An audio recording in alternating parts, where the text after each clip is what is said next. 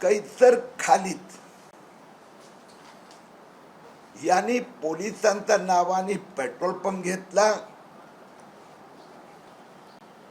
आणि त्यांच्या सहकाऱ्यांना ते पेट्रोल विकण्याचा धंदा करायला बसवला। घाटकोपर येथील जी होल्डिंग दुर्घटना झाली, 17 मृत्यू, तो पेट्रोल पंप हा रेल्वे पोलीस आयुक्त कैसर खालिद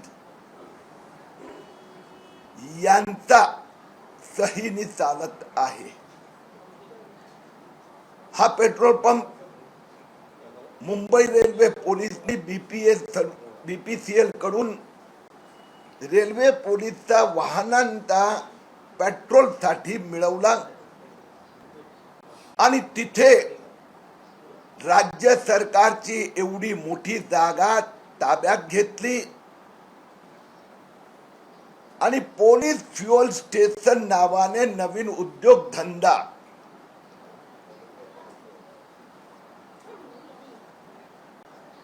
तत्कालीन railway police commissioner Kaiser Khalid आणि assistant railway police commissioner Shahaji Nikam यांनी सुरू केला। माझ्याकडे हे सगळे डॉक्युमेंट आहेत।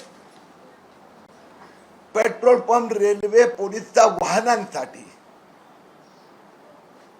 आणि तिथे पेट्रोल डिझेल ऑइलची विक्री करण्याचा व्यवसाय, बँक अकाउंट पोलीस कल्याण निधीच्या नावाने, बँक अकाउंटवर सह्या कैसर खालिद आणि शहाजी निकमचा, पेट्रोल पंप चालवतो तो लोड मार्क्स आणि संदीप भानुसाळी म्हणून कोणी, जीएसटी नंबर रेल्वे पोलीसच्या नावाने, income tax PAN card railway पोलीसच्या नावाने, महापालिकेचं लायसन्स रेल्वे पोलीसच्या नावाने, बीपीसीएल ची डीलरशिप एजन्सी रेल्वे पोलीस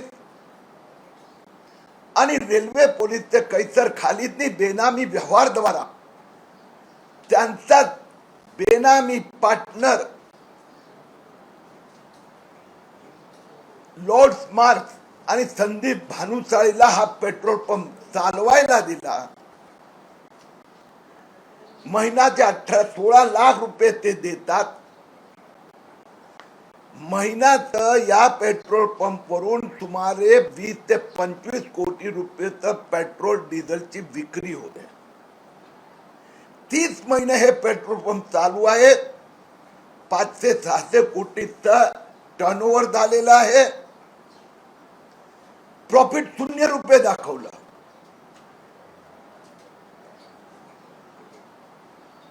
आणि यात 25हून अधिक कोटी रुपयाची हे पोलीस फ्युएल स्टेशन मध्ये बोगस बिल दाखवण्यात आली आणि हे 25 कोटी रुपये कैसर खालिद आणि त्यांचा या बेनामी पार्टनर्सनी वाटून घेतले। देवेंद्र फडणवीसजींना हे सगळे मी कागदपत्र दिले आहेत।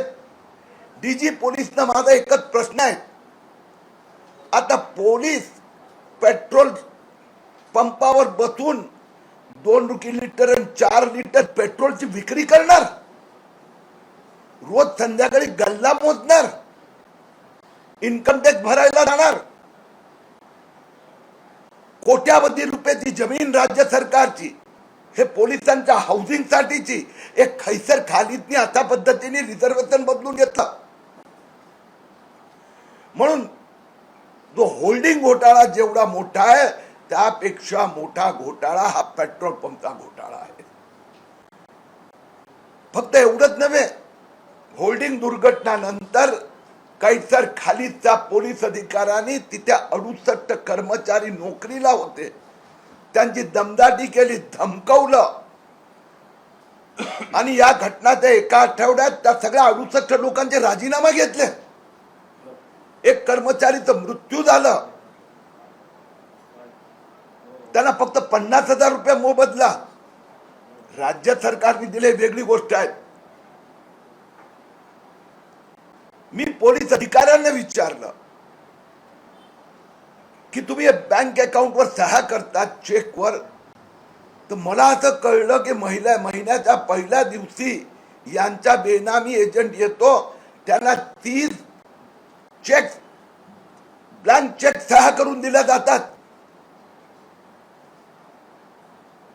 राज्य सरकारची जमीन पोलीस कल्याण निधीचा नात्याने मिळवायची, आरक्षण बदलायचं, पेट्रोल पंप बीपीसीएल कडून ईस्टर्न एक्सप्रेस हायवेवर एक पण पेट्रोल पंप नाही, तर बीपीसीएल कडून रेल्वे पोलीसच्या वाहनांच्या नावाने पेट्रोल पंप मिळवायचा आणि नंतर बेनामी उद्योग कैसर खालीच करायचे.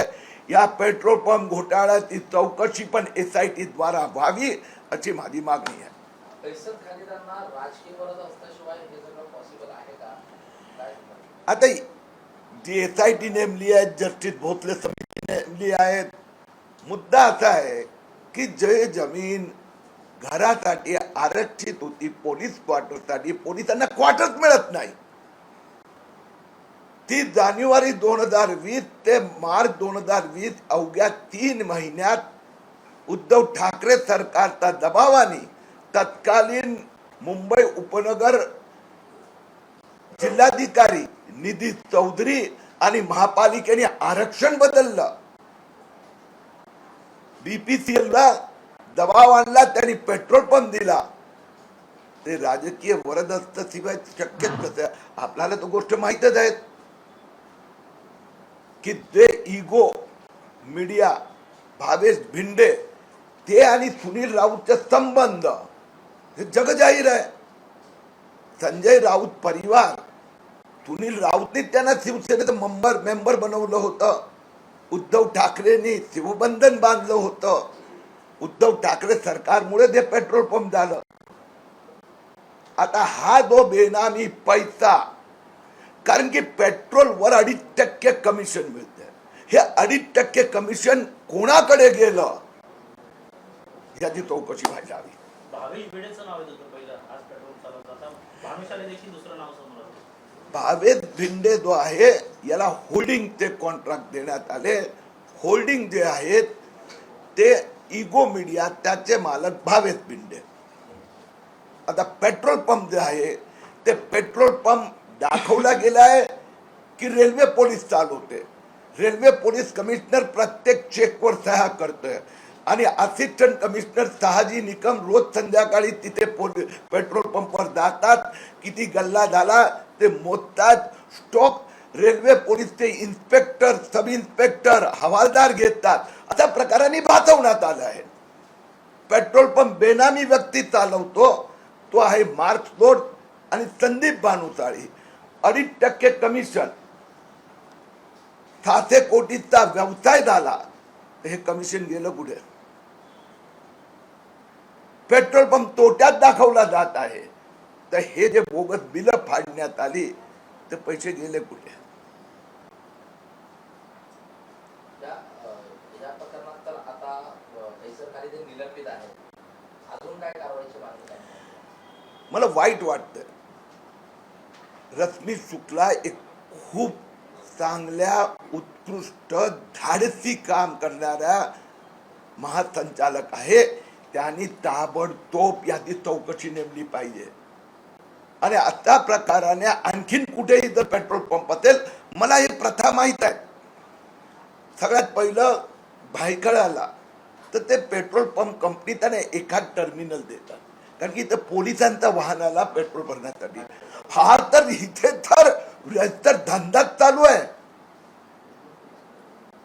आणि म्हणजे railway police commissioner, assistant commissioner रोज पेट्रोल पंपवर जाऊन पेट्रोल विकण्याचा धंदा करतात. धन्य आहे. या जिथे हे पेट्रोल पंप आहे त्या आरक्षण तुम्ही बदलला म्हणताय, त्याच रहिवासी वस्तीमध्ये गेल्या अनेक वर्षांपासून अतिशय डिलॅमिट झालेल्या इमारती कधी कोसळतील, कित्येक वेळा छज्जे पडलेले आहेत, किती पोलीस कर्मचारी जखमी झाले. वारंवार आयुक्तांकडे त्यांनी देखील मागणी केली होती, तत्कालीन सरकारकडे देखील मागणी केली होती की लवकरात लवकर पुनर्वसन व्हावं. या मागणीसाठी इतकी तत्परता दाखवली गेली नाही. 3 महिन्यात तुम्ही म्हणताय सगळे पासिंग झाले. मी देवेंद्र फडणवीसला विनंती करणार आहे त्या पूर्ण जागेत, इमारतीत त्यात काय काय असे आणखीन काय काय उद्योगधंदे करतात. पोलीस कल्याण निधीच्या नावाने काही तर खालीच कल्याण होत आहे. आता सगळ्या प्रकरणासाठी त्यांनी विशेष चौकशी नेमावी. किरीटजी, थोडासा वेगळा प्रश्न. आज क्लीन चिट ईओडब्ल्यूने जे आहे ती वाईकर यांना दिलेली आहे. काय कसं पाहताय तुम्ही? या सगळ्या प्रकरणाचा पाठपुरावा करत होता आणि ईओडब्ल्यू मध्ये की गैरसमजुतीतून महानगरपालिकेतून ही तक्रार नोंदवली. हे प्रकरण सुप्रीम कोर्टापर्यंत गेलं होतं, म्हणून या विषयावर मी कोणतीही कॉमेंट करणार नाही. संजय राऊतांना मला सांगितलं पडतोच म्हणून मला उपमा दिलेली आहे राऊतांनी. असं बघता तुम्ही अनेक वेळा पाठपुरावा केला, आता या संदर्भात आवाज उचलतील का ही केस जी थांबवली? आता बोलावं असं ते म्हणतात. आता बोलावं त्यांनी पडतोस म्हणून तुम्हाला उल्लेख केला. निश्चितपणे बोलायला तयार आहे मी. तर संजय राऊतनी ही जी 17 माणसं मेली त्याचा भाव ह्या भावेश भिंडेला घेऊन गेला होता, त्यामुळे त्यांना हे लायसन्स मिळालं होल्डिंगचं. हे रिझर्वेशन संजय राऊत आणि कंपनी आणि त्यांच्या पार्टीने बदलून दिलं होतं. खिचडीचे घोटाळ्याचे पैसे संजय राऊत परिवाराच्या खात्यात गेले. त्याबद्दल आजपर्यंत संजय राऊत एक शब्दही बोलले का? केव्हा बोलणार? पहिलं त्यांनी बोलावं. राऊत परिवार आणि भावेश भिंडेचे संबंध आहे.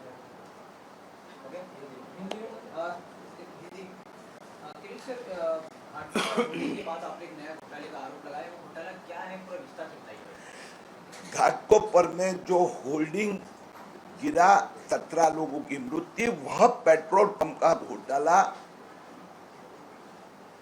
25 करोड़ से ज्यादा रुपए कैसर खालिद, शाहजी निकम, संदीप भानुशाली और लॉर्ड्स मॉन्ग कंपनी ने बोगस बिल बनाकर निकाले हैं। यह जो पेट्रोल पंप है, उद्धव ठाकरे सरकार ने जो पुलिस कर्मचारियों के लिए हाउसिंग क्वार्टर्स के लिए जगह रखी थी, ये पेट्रोल पंप को दे दी। ये पेट्रोल पंप रेलवे पुलिस आयुक्त के नाम से दिया गया।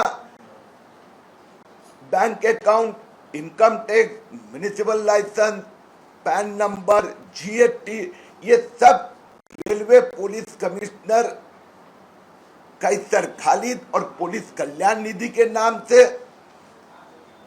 बैंक अकाउंट रेलवे पुलिस आयुक्त और assistant railway police commissioner Shahji Nikam cheque पे सही करते हैं। रोज का 15 महीने का 15, 20, 25 करोड़ का टर्नओवर है। 30 महीने हो गए, 600 करोड़ से ज्यादा टर्नओवर।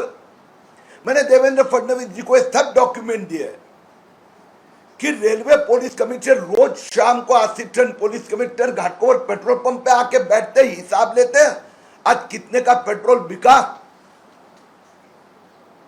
क्या रेलवे पुलिस का काम ये पेट्रोल बेचने का धंधा है? और इसमें कल्याण निधि के पुलिस के खाते में महीने के 16 लाख जाते, तो बाकी पैसे कहां गए? भारत पेट्रोलियम ने कहा कि 2.5% कमीशन मिलता है, तो ये करोड़ों रुपए का बेनामी घोटाला व्यवहार हुआ है। और इसके लिए देवेंद्र फडणवीस जी को सब मैंने डॉक्यूमेंट दिए हैं। मैंने इसकी जांच होनी चाहिए और रेल पुलिस का काम पेट्रोल बेचना नहीं है। इसके ऊपर तुरंत इन्वेस्टिगेशन होकर ये जो सब मामला है, इसमें कौन कौन है, पॉलिटिकल गॉडफादर कौन है, इसकी जांच हो। सर, आपने पॉलिटिकल की बात की, तो आपको मुताबिक क्या आपको लगता है कि केशर खालिद है? इसी पेट्रोल पंप पर वो भावेश भिंडे के एडवर्टाइजमेंट होल्डिंग कैसर खालिद ने दिए, लेकिन उद्धव ठाकरे मुख्यमंत्री के पास भावेश भिंडे को संजय राउत परिवार के उनके बंधु विधायक सुनील राउत लेके गए थे। उद्धव ठाकरे ने भावेश भिंडे को शिवसेना का सदस्य बनाया था। ये पेट्रोल पंप का आरक्षण जो पुलिस हाउसिंग था, वो जनवरी 2020 में 3 महीने में बदला गया। तो इसका पॉलिटिकल गॉडफादर कौन है, ये तो संजय राउत ही बता सकते हैं। हालांकि केशर खालिद में इनकी निलंबित किया गया, किस प्रकार सरकार क्या की कार्रवाई की मांग करते हैं, क्योंकि इसकी कमेटी उठाएगी। मुझे सिर्फ एक ही सवाल पूछना है डीजी रश्मि शुक्ला जी से कि वहां पर पेट्रोल पंप चलाता था कौन, वहां पर 25 करोड़ के बोगस बिल डाले गए हैं, वहां के जो कर्मचारी थे 68, होल्डिंग की दुर्घटना में 17 लोगों की मृत्यु एक सप्ताह में। इन कर्मचारी को रेलवे पुलिस कमिश्नर और उनके अधिकारियों ने धमकी दी और सबसे त्याग पत्र लिखवा लिया। एक कर्मचारी मारा गया, उनको सिर्फ 50,000 रुपए दिए गए। तो इस सब की जांच हो। सर एक और समझ जाना चाहिए, जिस प्रकार से रविंद्र वैकर, हालांकि आपने मुद्दा उठाया था, शिकायत भी की थी, लेकिन अब मुंबई पुलिस की ईओडब्ल्यू को क्लोजर रिपोर्ट फाइल की और साफ साफ कहा है कि पूरे मामले में कहीं ना कहीं गलत जानकारी और इनकम्प्लीट इन्फॉर्मेशन दी है। आप किस तरह से देख रहे हैं, क्योंकि आप ही इसमें कंप्लेंट थे सर। अब यह विषय सर्वोच्च न्यायालय तक गया, मामला न्यायालय में इसके ऊपर डिबेट हुई। इसके लिए इस विषय पर मैं कोई कमेंट करना नहीं चाहूंगा। No comment.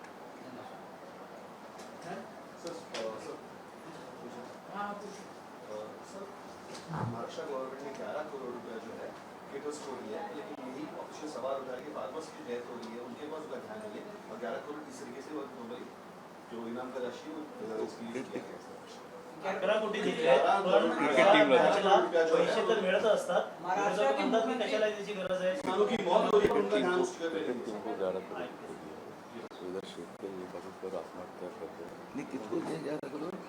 भारतीय विश्वविजेता चषक 11 कोटी दिले आहेत, 11 कोटी तर नाही, मॅच मध्ये तर पैसे मिळत असतात, तर मुख्यमंत्र्यांनी खिशातनं जो द्यावं. विपक्ष के नेता हैं, जिस प्रकार से इंडिया वर्ल्ड कप जीत गया है, जिसमें एकनाथ शिंदे ने 11 करोड़ रुपए टीम को इनाम देने की, उसके बाद विपक्ष सवाल उठा रहा है कि यहाँ किसानों की मौत हो रही है, उनको राशि देने के लिए सरकार के पैसे नहीं है, क्योंकि जवाब को आप किस तरह देखें?